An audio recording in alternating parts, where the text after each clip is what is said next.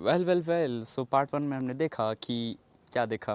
पहले जाके उसे देख तो लो यार, क्योंकि मेरी इंट्रो से कुछ भी समझ नहीं आएगा फिर। ठीक है, उसमें काफ़ी सारी चीज़ें ऐसी है जो कि तुम्हें इस वीडियो में काम आएगी। तो जाओ पहले उसे देख के आओ, उसके बाद इस वीडियो में वापस आ जाना। Thank you.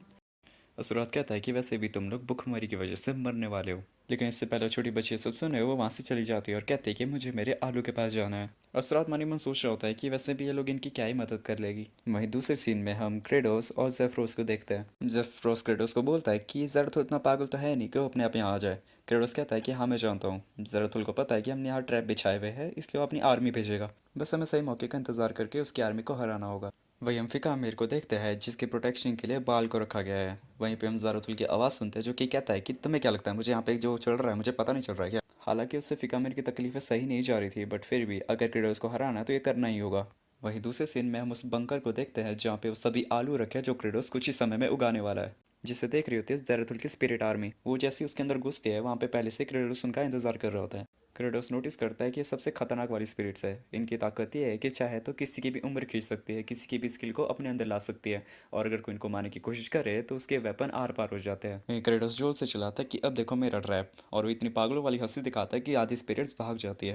क्रेडोस का ट्रैप ये है कि वो इन पे ब्लडी स्ट्राइक यूज़ करेगा। हालांकि डायरेक्ट यूज़ करना संभव नहीं है, इसलिए वो क्या करता है कि अपने ब्लडी स्ट्राइक को दीवारों पे और दरवाज़ों पे फैला देता है। इन स्पिरिट्स की हमें कमज़ोरी पता लगती है कि जब भी ये किसी चीज़ को खुद से छूने की कोशिश करती है तब इन्हें कोई असर होता है, और वही ब्लड स्ट्राइक करती है कि जब भी ये लोग बाहर जाने की कोशिश करती है स्पिरिट्स तो इन्हें करंट लगता है, और आखिर में जब सभी स्पिरिट्स एक बार करंट खा लेती है तब वो अपनी रियल फॉर्म में आ जाती है। और तभी क्रेडोस कहता है कि सभी डीमंस अंदर आ जाओ, और सभी डीमंस दरवाज़ा तोड़ के अंदर आ जाते हैं, और वो डीमंस उन सभी स्पिरिट्स को मारना शुरू करते हैं। और साइड में क्रेडोस मनी मन अपनी तारीफ कर रहा होता है, पर उन स्पिरिट्स में से एक स्पिरिट उन आलुओं के ढेर के पास जाने लगती है, जिसे क्रेडोस देख लेता है और उसके ऊपर भी ब्लडी स्ट्राइक मारना शुरू करता है। फिर क्रेडोस उन सभी आलू के ढेर के सबसे टॉप पे खड़ा हो जाता है और वो देखता है कि वो छोटी डीमन चिल्ला रही होती है, हेल्प हेल्प। फिर क्रेडोस सोचता है कि अब इससे क्या हो गया। फिर हम देखते हैं कि उस छोटी बच्ची डीमन पे एक स्पिरिट अटैक कर रही होती है और उसे खाने की कोशिश कर रही होती है। क्रेडोस गुस्से में सोचता है कि मैं जितनी भी कोशिश कर लूँ पर ये फिर भी ख़त्म नहीं होते हैं। फिर वो नीचे से एक आलू उठाता है और सीधा उस स्पिरिट के सर पे मारता है, और उस स्पिरिट उस आलू को पकड़ लेती है और उसकी सारी एनर्जी सोख लेती है। फिर क्रेडोस नोटिस करता है कि उस आलू में कुछ कुछ पत्ते निकलने लगते हैं, यानी कि अब वो आलू उगाने लायक हो चुके हैं। अब यहाँ हमें पता चलता है कि उस स्पिरिट ने बेसिकली उसकी सोई हुई आत्मा को निकाल दिया है। हालांकि तब तक सभी स्पिरिट्स भाग चुकी होती है, और क्रेडोस मनी मन कुछ सोचता है और उस छोटी डीमन को हंसी से उठाता है, और उसकी हंसी देख के वो छोटी डीमन डरने लगती है। वो सोचती है कि अब ये शायद मुझे खाने वाला है, और तभी क्रेडोस उस बच्चे को साइड में फेंकता है और कहता है अपनी आर्मी से कि अब हम ज़राथुल की आर्मी को नहीं छोड़ेंगे, और हमारा सबसे बड़ा वेपन होगा ये आलू। कुछ टाइम बाद हम असुरात को देखते हैं जो कि धूप में खड़े खड़े अपनी जीभ निकाल रहा होता है क्योंकि वो बहुत दिनों से भूखा होता है। पर तभी वहाँ पे छोटी डीमन आ जाती है और वो असुरात को थैंक यू कहती है कि थैंक यू, आपकी वजह से हमने बहुत सारे आलू निकाल दिए। वहीं असुरात खाना देख के पागल होने लगता है और बार बार खाना खाना चिल्लाने लगता है, बट वहीं वो छोटी डीमन खाना खिलाने से डर रही होती है। मैं आपको ये खाना वहाँ से दे तो नहीं सकती, बट मैं आपको फेंकने की कोशिश करती हूँ। और जैसे वो उसे फेंकती है तो वो सीधा जाके उस रात की आंख में लगती है। फिर वो कहती है कि सॉरी सॉरी, मैं एक और ट्राई करती हूँ। उसके बाद वो तीन आलू इकट्ठे फेंकती है जिसमें से दो तो उसकी आंखों में लगते हैं और एक सीधा उसके मुंह में चला जाता है। हालांकि चोट लगने की वजह से भी अब खाना जा चुका है पेट में, तो अब उसे गुस्सा नहीं आ रहा है। वही हम क्रेडोस को देखते हैं जिसको एक नोटिफिकेशन आती है जिसमें उसे एक और हैप्पी पॉइंट मिल चुका है, और क्रेडोस के पास अब टोटल 302 हैप्पी पॉइंट्स हैं। वही हम क्रेडोस और उसके पल्टन को देखते हैं जो कि फर्स्ट आर मास्टर के एरिया में आए होते हैं। वो लोग एक पुल के साइड में रुकते हैं और देखते हैं कि अगले पुल की साइड में दो स्पिरिट्स डरे हुए होते हैं क्योंकि वहाँ पे क्रेडोस आ चुका है। डर के मारे वो उस पुल को तोड़ देते हैं और वो खुशी से नाचने लगते हैं कि अब क्रेडोस शायद नहीं आएगा। बट क्रेडोस बड़ी आसानी से एक बहुत लंबी छलांग लगा के सीधा पुल की दूसरी साइड आ जाता है। इससे पहले क्रेडोस उस पुल की ज़मीन को छुए उससे पहले ही वो नीचे गिरने लगता है, जिसे देखकर वो दोनों स्पिरिट्स पागलों की तरह हंसने लगते हैं। बट वहीं हम देखते हैं कि क्रेडोस अपना वॉल वाला ग्लिच यूज़ करता है और वो बहुत तेज़ी से उन दोनों भूतों की ओर बढ़ने लगता है। बट वहीं वो दोनों सोच रहे थे कि ये शायद हमारी तरफ आ रहा है, और वो दोनों वहाँ से भागने लगते हैं। फिर तभी वहाँ पे क्रेडोस अपनी आर्मी को कहता है कि तुम्हें पता है नहीं कि अब हमें क्या करना है। फिर हमें एक चीज़ पता चलती है कि जब भी ये भूत किसी आलू को छूते हैं तो वहीं मर जाते हैं। वही हम देखते हैं कि क्रेडोस अब ज़राथुल के कासल के अंदर घुस जाता है। ज़राथुल को सबसे पहले क्रेडोस ही दिखता है, इसलिए ज़राथुल कहता है कि तुम पागल हो कि तुम अकेले आए हो, और वो कहता है कि जाओ स्पिरिट्स इन पे हमला कर दो। और तभी पूरी स्पिरिट्स आर्मी क्रेडोस पे अटैक करने वाली होती है, बट तभी क्रेडोस अपना वॉल वाला ग्लिच यूज़ करता है और तेज़ी से भागने लगता है। सभी स्पिरिट्स हैरान हो जाती है कि ये कर कैसे रहे। स्पिरिट्स कहती है कि खैर छोड़ो, हमें सिर्फ इसे पकड़ना है। और तभी क्रेडोस को देखते हैं जो कि उन सभी स्पिरिट्स को एक जगह पे ले आता है। स्पिरिट्स क्रेडोस को चारों ओर से घेर लेती है और वहीं क्रेडोस कहता है कि तुम मुझे कुछ नहीं कर सकते। और तभी हम देखते हैं कि जोर से जेफरोस चिल्लाता है कि अटैक। जेफरोस का ऑर्डर सुनते ही सभी डीमंस अपने अपने बिल से निकलने लगते हैं और आलू उन सभी स्पिरिट्स पे मारने लगते हैं। यहीं पे हमें क्रेडोस का प्लान पता चलता है कि वो एक तीर से दो निशाने कर रहा होता है, जिससे पहली बात तो स्पिरिट्स मर जाएंगे और दूसरी बात यह सभी आलू अंकुरित हो जाएंगे ताकि वो उगाए जा सके। और हम जेफरोस को देखते हैं जो कि सोच रहा होता है कि मुझे लगा नहीं था कि ये प्लान काम करेगा, बट फिर भी है तो डीमन लॉर्ड ही। फिर हमें फ्लैशबैक दिखाया जाता है कि कैसे जेफरोस को क्रेडोस कहता है कि तुम एक काम करोगे, जब भी हमारा प्लान सक्सेसफुल हो जाएगा तुम चुपके से सभी फार्मर्स को गुप्त रास्ते से यहाँ ले आओगे। बट फिर हमें क्रेडोस का एक फ्लैशबैक दिखाया जाता है कि जब वो इस गेम को कंप्लीट कर लेता था तब वो एक दीवार पे आके रुकता था और वो दीवार पे 3 से 4 हिट मारने के बाद ही वो टूट जाती थी। टूटने के बाद जब उसे काफ़ी सारी टनल्स दिखती थी, एक टनल ऐसी थी जिसके एंड में एक चेस्ट होती थी। उस चेस्ट में एक ऐसी चीज़ थी जिसे खाने से क्या होता है कोई नहीं जानता, और इस अजीब सी चीज़ का नाम है एरिक्सर ऑफ मेटामॉर्फोसिस। वही हम प्रेजेंट में आते हैं कि सभी डीमंस खुश हो रहे होते हैं कि अब वो इन आलों को उगा सकते हैं। बट वही हमें फिर से क्रेडोस का एक फ्लैशबैक दिखाया जाता है कि कैसे एक बूढ़ी अम्मा, जब वो इंसान था तो एक बूढ़ी अम्मा उसके लिए बहुत सारा खाना बनाया करती थी, बट कुछ ही टाइम में उनकी मौत हो जाती है। बट फिर प्रेजेंट में हमें क्रेडोस का रिएक्शन दिखाया जाता है कि उसके और उसकी खेती के बीच में जो कोई भी आएगा वो उसे खत्म कर देगा। पर तभी उसे सैरथुल की याद आती है और वो कहता है कि सैरथुल मैं तुम्हें नहीं छोड़ूंगा। और तभी पीछे से उसका चौथा मोनार्क बाल कहता है कि क्या मैं भी आपकी मदद कर सकता हूँ। पर क्रेडोस कहता है कि नहीं, तुम एक काम करो, तुम सिर्फ आलू का ही ध्यान रखो, ज़ैरथुल को मैं हरा लूंगा। बट वही हमें सैरथुल को दिखाया जाता है जो कि एक डायमंड जैसी चीज़ की पूजा कर रहा होता है। सैरथुल उस डायमंड जैसी चीज़ से कहता है कि हे स्पिरिट्स के देवता, मुझे और भी स्पिरिट्स की ज़रूरत है क्योंकि क्रेडोस ने मेरी काफ़ी स्पिरिट्स को मार दिया है, तो मुझे और स्पिरिट्स चाहिए उसे हराने के लिए। बट वो ये सब कह रहा था कि तभी पीछे से क्रेडोस आता है और उसके सर पे इतनी जोर की लात मारता है कि उसका सर नीचे ज़मीन में गाड़ देता है। सैरथुल खुद को संभालता है और क्रेडोस से कहता है कि तुम्हें कैसे पता कि मैं यहाँ रहता हूँ। क्रेडोस कहता है कि इससे तुम्हारा कुछ लेना देना नहीं है, बट मैं अब तुम्हें बताऊंगा कि डीमन लॉर्ड असल में होता कौन है। बट वहीं सैरथुल कहता है कि अब मैं तुम्हें दिखाता हूँ मेरी असल ताकत क्या है। बट वहीं क्रेडोस सोच रहा होता है कि मैंने तेरी ताकत हज़ारों बार देख ली है। क्रेडोस सोचता है कि जब भी मैं इससे लड़ने आया करता था तो मुझे ज़्यादा तो ये लगता था कि मैं तो शायद लुका छुपी ही खेल रहा हूँ। और यहाँ हमें पता चलता है ज़ैरथुल की दूसरी पावर का, जो कि आती है इस डायमंड जैसी चीज़ से। बेसिकली ये चीज़ एक ड्रैगन मास्टर ने बनाई थी जिसमें कि दुनिया की सभी स्पिरिट्स को कैद किया जाता है, बट इससे पहले वो ये चीज़ पूरी बना पाता उसकी मौत हो जाती है। और अब यही डायमंड जैसी चीज़ ज़ैरथुल के पास होती है, जो कि अब उसकी एनर्जी का भी सोर्स है। और हमें वापस से सभी गेम का फ्लैशबैक दिखाया जाता है कि जब गेम में ज़ैरथुल अपनी इस डायमंड जैसी चीज़ से पावर अप कर रहा था, पर तभी वहाँ पे हीरो आ जाता है जो कि उसे रोक देता है। और देखा जाए तो प्रेजेंट में भी कुछ ऐसी ही सिचुएशन आ चुकी है कि ज़ैरथुल अपनी पावर तो बढ़ा रहा था, बट तभी वहाँ पे क्रेडोस आ जाता है और ज़ैरथुल भी अब अपने अटैक शुरू करता है। वो सबसे पहले क्रेडोस की सभी स्किल्स, सभी पावर्स को कॉपी कर लेता है। और गेम में भी ज़ैरथुल कुछ ऐसा ही करता था, जब भी कोई अटैकर कोई से लड़ने आता था तो उसी की ही पावर्स को कॉपी करके उससे लड़ता था ताकि मैच कहीं ना कहीं बराबरी का हो। और फिलहाल भी ज़ैरथुल ने वैसा ही कुछ किया है, बट क्रेडोस कुछ और ही सोच रहा होता है।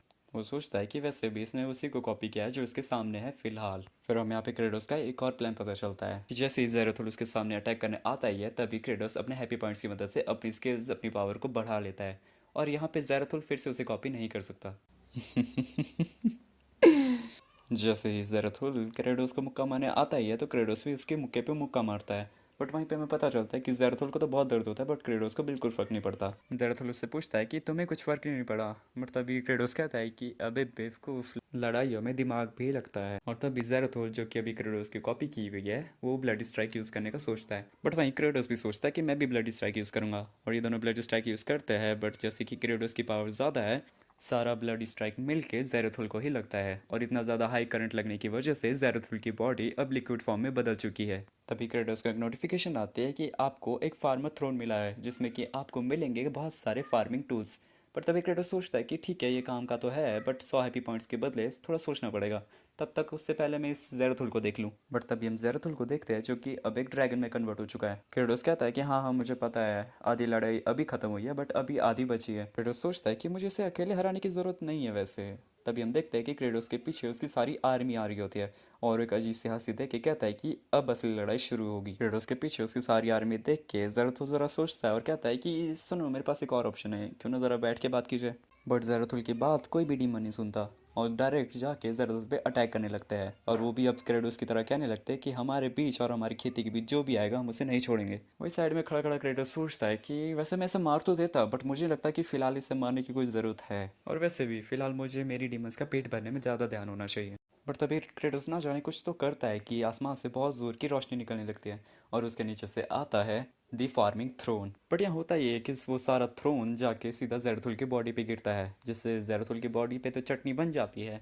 वहीं सारे डीमन सोचते हैं कि वाह सर जी क्या प्लान था, ज़ेरथुल में मर गया और हमारे लिए वेपन्स भी आ गए। और वहीं सभी डीमंस मिल के क्रेडोस के नारे लगाने लगते हैं और इस बार क्रेडोस भी चलाता है और कहता है कि यस क्रेडोस, क्योंकि इस बार वो भी खुश है कि उसने इस पूरी आर्मी, इस पूरे किंगडम को हरा दिया। वही हम फिका मीर और असुरात को देखते हैं, जिसमें फिका मीर की बॉडी अब गायब होने लगती है क्योंकि उसका जो मास्टर होता है ज़ेराथोस अब वो भी मिट चुका है, जिस वजह से फिका मीर की भी मौत हो रही है। वहीं हम क्रेडोस और उसकी आर्मी को देखते हैं, जिसकी आर्मी पहले तो उन सभी अंकुरित आलू को ला रही होती है और क्रेडोस सोचता है कि अब उसके पास खेती करने के लिए भी वेपन्स है। वहीं क्रेडोस नोटिस करता है कि पीछे से कोई हलचल आ रही है और ये हलचल उसी डायमंड जैसी चीज़ से आ रही होती है, जो कि उससे एक रिवॉर्ड मिला था क्योंकि उसने ज़ेराथोस को हरा दिया था। क्रेटोस उसके पास जाता है और वो जब वो चीज़ खुलती है तो उससे उसके अंदर एक बहुत ही छोटा सा ड्रैगन दिखता है और वो ड्रैगन क्रेटोस को सबसे पहले देखते ही कहता है टीबॉन। क्रेडोस खुशी के मारे उस टीबॉन को उठाता है और वही टीबॉन भी उसे डैडी डैडी कहता है। क्रेडोस इतनी जोर की हंसी दिखाता है कि जिसे देखकर टीबॉन भी डरने लगता है कि डैडी ऐसी शक्ल क्यों बना रहे हैं, शायद ये मुझे खाने वाले हैं।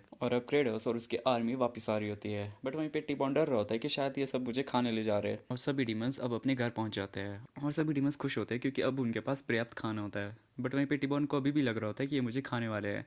बट वहीं पे हम क्रेडोस को देखते हैं जो खुद चिंता में होता है क्योंकि उसे पता है कि ड्रैगन सिर्फ जेम्स खाते हैं और उसने पूरा एरिया छान मारा बट उसे कहीं पे भी जेम्स नहीं मिले। क्रेडोस अपने थ्रोन में बैठा होता है और तभी उसके पास जेफ्रोज आता है। जेफ्रोज कहता है कि खेती के लिए तो सब चीज़ें ठीक है, बट जहाँ पे वो खेती कर रहे हैं उस ज़मीन में काफ़ी सारे पत्थर है। क्रेडोस भी उस जगह जाता है और वहीं पे हम टीबॉन को देखते हैं जो कि क्रेडोस के हाथ में होता है। टीबॉन सोचता है कि ये सभी मेरे डैडी के गुलाम हैं और एक दिन मेरे डैडी इन सभी को खा जाएंगे।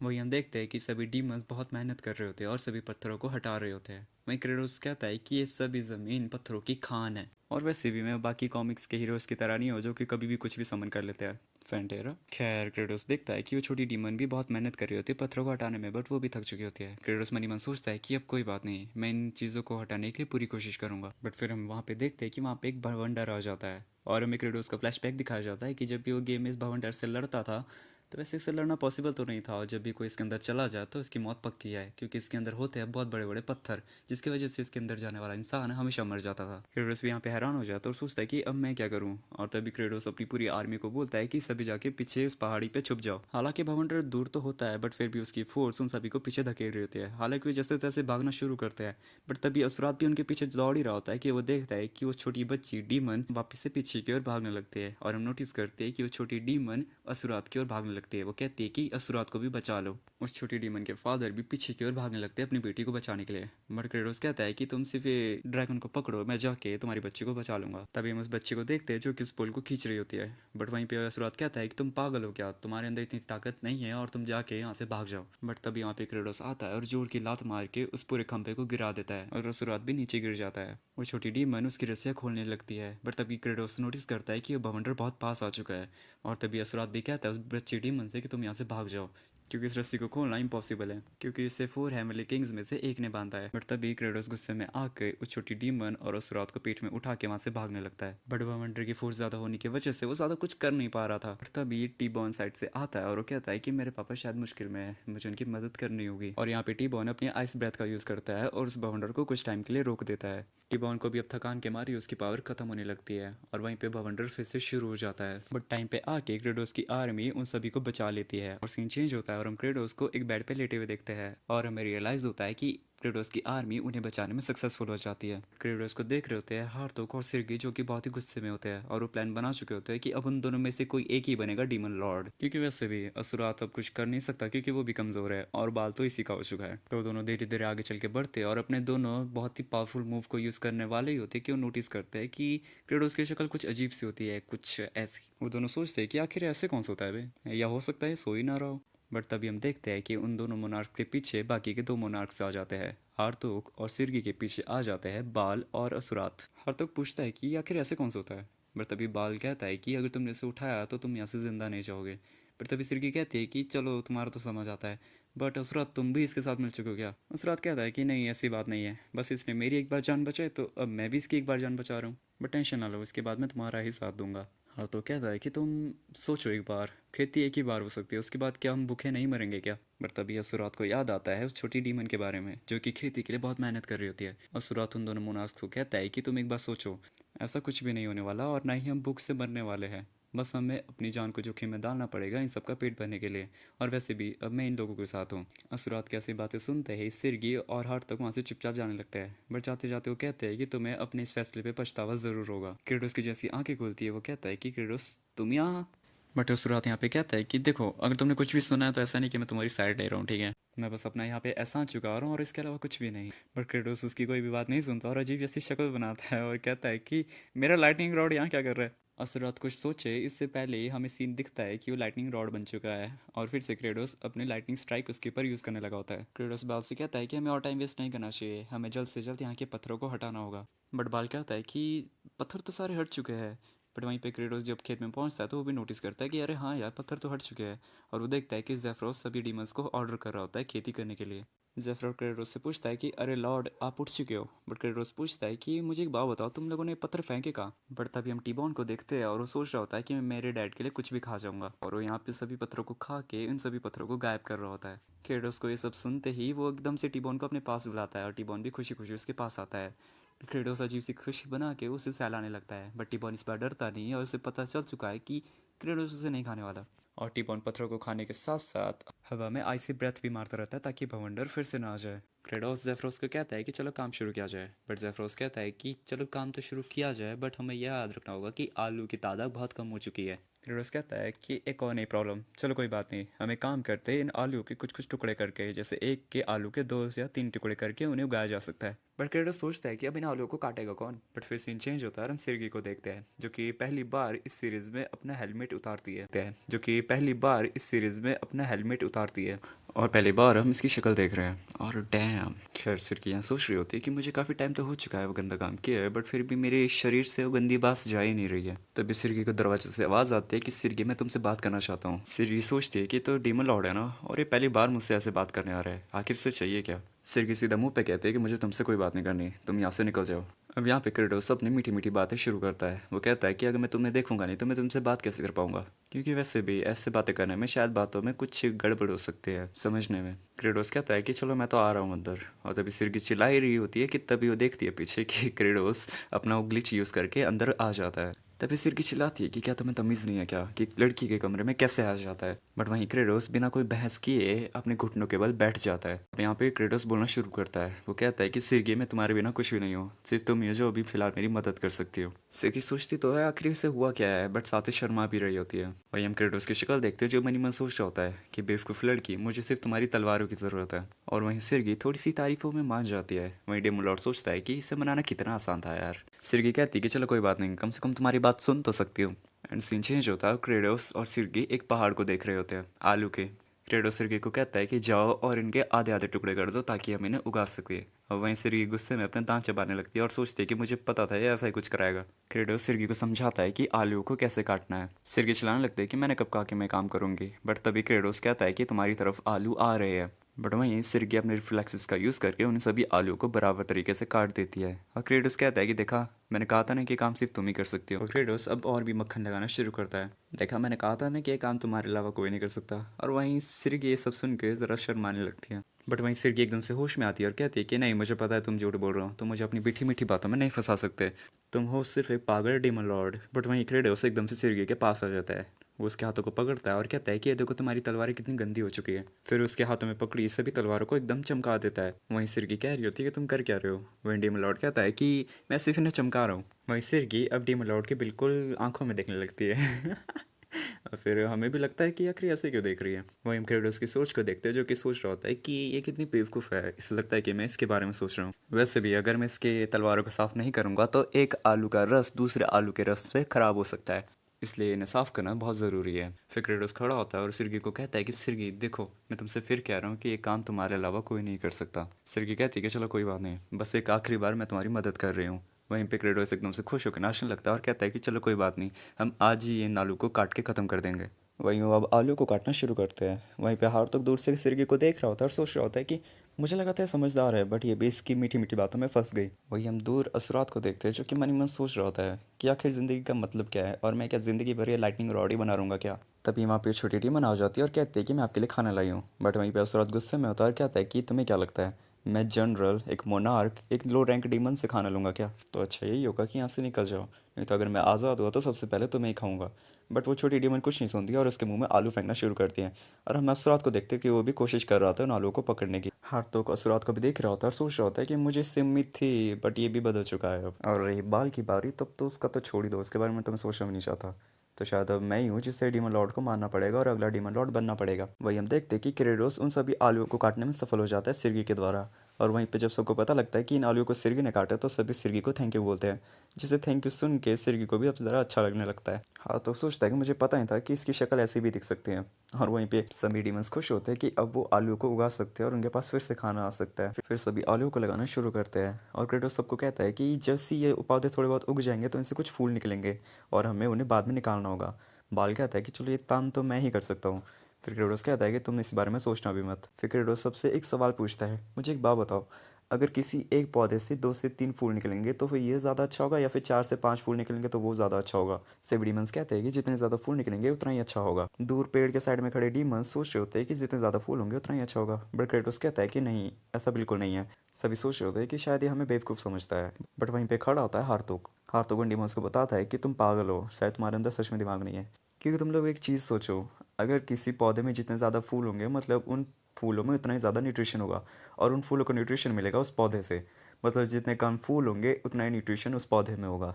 हार्तोक ये सभी बातें सुन लेता है क्रेडोस। क्रेडोस उससे और भी सवाल पूछता है और वहीं हार्तोक उसके सभी सवालों का जवाब बहुत बढ़िया तरीके से देता है। क्रेडोस हैरान हो जाता है कि आखिर इसे इतनी सारी चीज़ों के बारे में कैसे पता है। क्रेडोस और सभी डीमंस हार्तोक को बहुत ही हैरानी वाली नज़र से देखते हैं और क्रेडोस एकदम से चिल्लाता है कि तुम लोग पागल हो क्या, तुम्हारे सामने इतना बढ़िया जीनियस आदमी खड़ा है, तुम लोगों ने अभी तक तालियां नहीं बजाई। सभी नारे लगाने लगते हैं कि जीनियस हार्तोक, जीनियस हार्तोक। और वहीं पे क्रेडोस एकदम से हार्तोक के पास पहुंच जाता है। वही हम देखते हैं कि हार्तोक के सभी तारीफें सुन के बहुत अच्छा लग रहा होता है, बट फिर भी अपने आप को बाहर से सख्त लौंडा दिखा रहा होता है। और वहीं पे एकदम से क्रेडोस हार्तोक को बोलता है कि देखो, मुझे ऐसे ही जीनियस इंसान की ज़रूरत थी जो इन डीमंस को अच्छे से गाइड करे, तो क्यों ना मैं तुम्हें इन सभी का चीफ लीडर बना दूं। हार्तोक स्टार्टिंग में तो बहुत मना करता है, बट तभी वो देखता है कि सभी उसके नारे लगा रहे होते हैं, इनफैक्ट क्रेडोस भी। और तभी हार्तोक कहता है कि चलो ठीक है ठीक है, मैं तुम सबको गाइड करने के लिए तैयार हूँ। वही हम देखते हैं कि क्रेडोस को कुछ मैसेजेस आए होते हैं जिसमें लिखा होता है कि तुम एक साइकोलॉजिकल बैटल जीत चुके हो, क्योंकि तुमने चारों मोनार्क्स को अपनी टीम में ऐड कर लिया है। वही सिस्टम बताता है कि जैसे कि पहला नंबर है असुरात का, जिसे एक दोस्त की ज़रूरत थी और उसे दोस्त मिलता है वो छोटा डीमन, जिससे कि असुरात के अंदर की तबाही अब शांत हो चुकी है। वहीं दूसरी होती है सिरगी, जिसका दिल पत्थर का हो चुका था, बट तुमने उसे प्यार देके उसके पत्थर के दिल को पिघला दिया है। तीसरा होता है हमारा हार्तोक, जिससे कि एक कॉन्फिडेंट लीडर बनना था और तुमने उसे बना दिया है। और रही बाल की बारी, तो तुमने तो उसका दिल ही जीत लिया। सिस्टम बताता है कि तुम्हारे पास अब एक बिल्कुल न्यू स्किल आ चुकी है, वो है फ्यूचर प्रिडिक्ट करना, वो भी तुम्हारे एनिमीज़ का।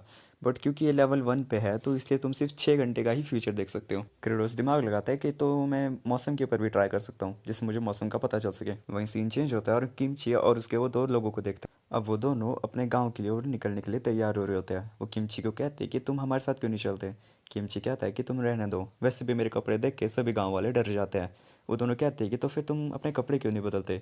फिर किमची बाहर आता है और हम देखते हैं उसने अपने कपड़े तो नहीं बदले होते, बट एक शॉल ढकी होती है। फिर हम देखते हैं कि किमची सोच रहा होता है कि ये कपड़े कितने अजीब है, मैं इन्हें चाह के भी नहीं निकाल सकता, ऐसा लगता है जैसे मेरे शरीर का हिस्सा है। और फिर वो तीनों वहाँ से निकल जाते हैं। फिर हम डीमंस को देखते हैं, सभी खुश हो रहे होते हैं क्योंकि वहाँ पे पौधे निकले हैं। और सभी वहाँ पे वो छोटी डीमन असुरात के पास जाती है और कहती है कि तुम्हें पता है पौधे निकले हैं। असुरात चिल्लाता है और कहता है कि ये सब तुम मुझे क्यों बता रही हो। फिर क्रेडोस कहता है कि चलो अब ज्ञान लेने की बारी है। फिर हार्तोक अपना मुंह खोलता है और उन सबको ज्ञान देने लगता है। और वहीं पे क्रेडोस ये सब सुनने के बाद हार्तोक के लिए ताली बजाता है। क्रेडोस सभी से कहता है कि देखो हमारे बीच में कितना जीनियस डीमन है। क्रेडोस अब आसमान की ओर देखने लगता है ताकि वो मौसम को प्रिडिक्ट कर सके। और 200 सेकंड देखने तक बिना आंखें झपकाए अब उसकी आंखों से पानी निकलने लगता है।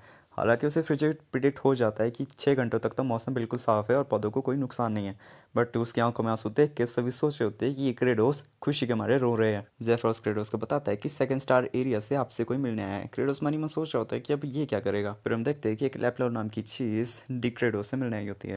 वो कहता है कि वैसे तो हम सभी 2nd स्टार एरिया वाले आपके साथ मिलकर काम करना चाहते हैं, बट 3rd स्टार एरिया हमारे ऊपर अटैक करता है और हमको कहता है कि वो डीमन लॉर्ड पागल हो चुका है, वैसे भी वो कमज़ोर है, तो क्यों ना हम सब मिलके उसके ऊपर अटैक करें और हम लोग डीमन लॉर्ड बन जाए।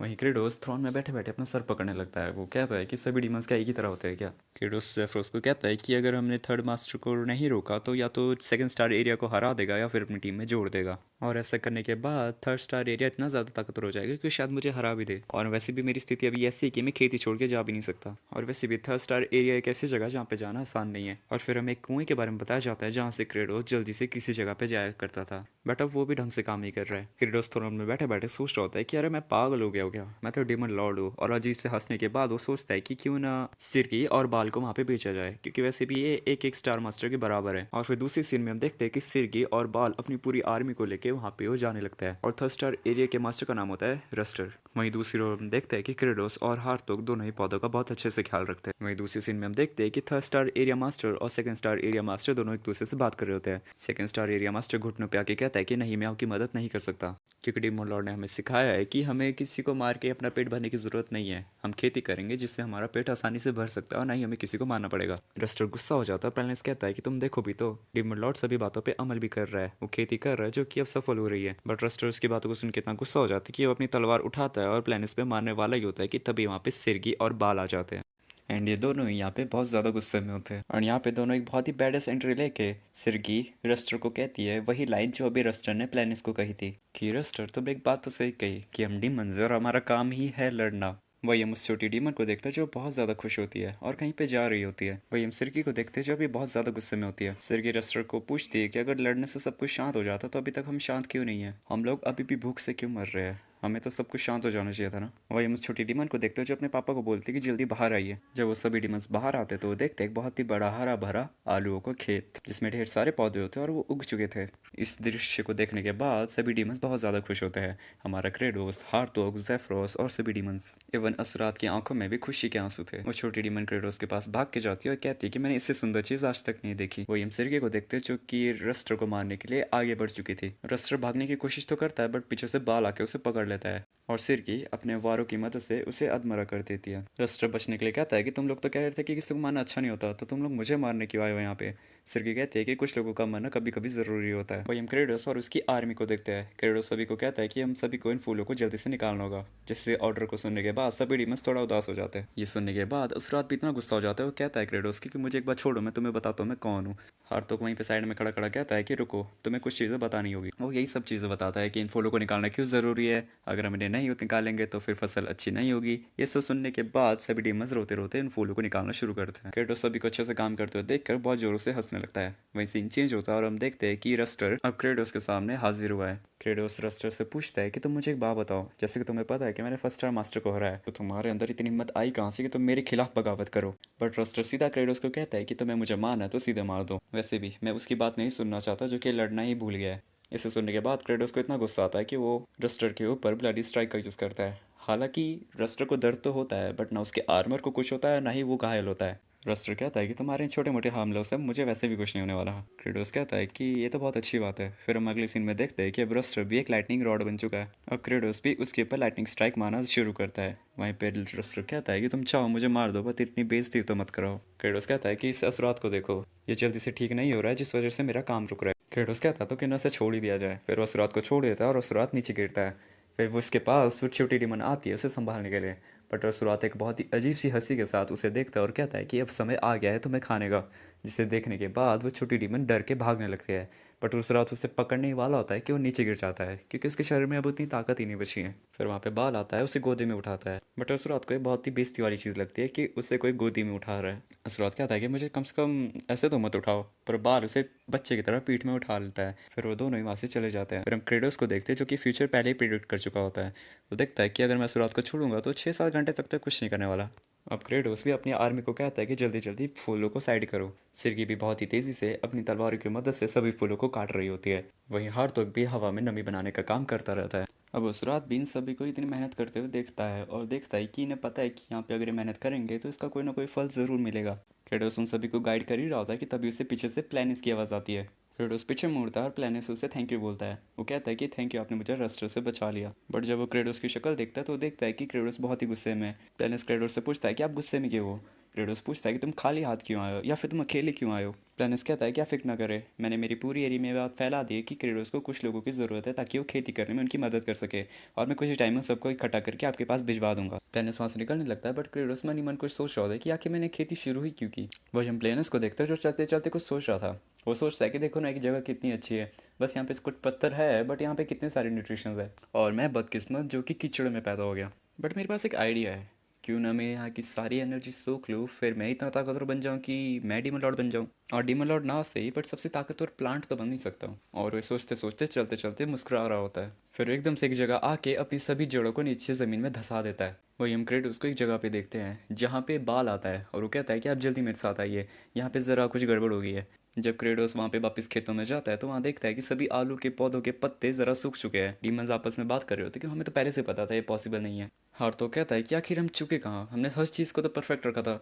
बट क्रेडोस उनमें से एक पौधे को ऊपर जड़ों से उखाड़ता है और कहता है कि यहाँ देखो कितने सारे आलू है, इसका मतलब सिर्फ यही है कि अब इन आलू को खाया जा सकता है। ये सब सुनने के बाद तो बाल की आंखों से आंसू आने लगते हैं और सभी बहुत खुश हो जाते हैं। अब हम रात के सीन में देखते हैं जहाँ पे क्रेडोस अपने बेड पे लेटे लेटे सोच रहा होता है, जिसमें हमें उसका फ्लैशबैक दिखाया जाता है। जब वो बच्चा था तो उसने एक टमाटर का पौधा उगाया था, जिससे वो अपने एल्डर को दिखाता है, और दिखाते दिखाते मन ही मन गर्व कर रहा होता है कि देखो मैंने अपने दम पे कितने सारे टमाटर उगाए हैं। फिर हम एकदम से प्रेजेंट में आते हैं जहाँ पे क्रेडोस ये सब सोच ही रहा होता है कि एकदम से वो नोटिस करता है कि उसकी जहाँ पे वो सोया है वो ज़मीन वाइब्रेट कर रही होती है। वो एकदम से सोचता है कि क्या कंस्ट्रक्शन का काम चल रहा है क्या। वो ये सब सोच रहा होता है कि एकदम से ज़मीन के नीचे से बहुत मोटी मोटी जड़ें निकलने लगती है। वही हम रात को फ्लूट को देखते हैं जो कि उसी खेत में उन पौधों का ख्याल रख रही होती है। वो भी नोटिस करती है कि सभी पौधे अचानक से बहुत ज़्यादा सूख चुके हैं। चेक करने के लिए वो एक पौधे को ऊपर निकालती है, बट उसके हाथ में कुछ भी नहीं आता सिवाय कुछ पत्तों के। वो अचानक से बहुत ज़्यादा डर जाती है और सभी को बुलाने के लिए भाग ही रही होती है कि एकदम से उस खेत की ज़मीन से भी बहुत सारी जड़ें निकलने लगती है। वो देखती है कि डीमन लॉर्ड का कासल भी इन जड़ों की वजह से पूरी तरह टूट चुका है। फिर हम देखते हैं कि ज़मीन के नीचे से प्लेनेस निकलता है और क्रेडोस को बहुत बुरी तरह पकड़ लेता है। प्लेनेस क्रेडोस को थैंक यू बोलता है कि थैंक यू, तुम्हारे न्यूट्रिशंस की वजह से अब मैं इतना ताकतवर हो चुका हूँ। बट वहीं क्रेडोस चिल्लाता है और प्लेनेस को कहता है कि तुम्हारी हिम्मत कैसे हुई मेरे इन पौधों को नुकसान पहुंचाने की। और फिर हम देखते हैं टू बी कंटिन्यूड। देखो वीडियो एंड करने का टाइम आ चुका है, अगली वीडियो भी अभी अपलोड हो ही रही है, तो थोड़ा वेट करो, और अगर नहीं हुई है तो सब्सक्राइब करना तो देखो तब तो भूलना ही मत, और अगर हो गई है तब तो सब्सक्राइब कर ही लो, क्योंकि अगर ऐसी ही सीरीज़ पसंद आती है तो थोड़ा सब्सक्राइब करना तो देखो बनता है, और बेल आइकन दबा भी लेना, और वीडियो पसंद आई तो लाइक कमेंट शेयर भी कर लेना। Thank you. सस्पेंस।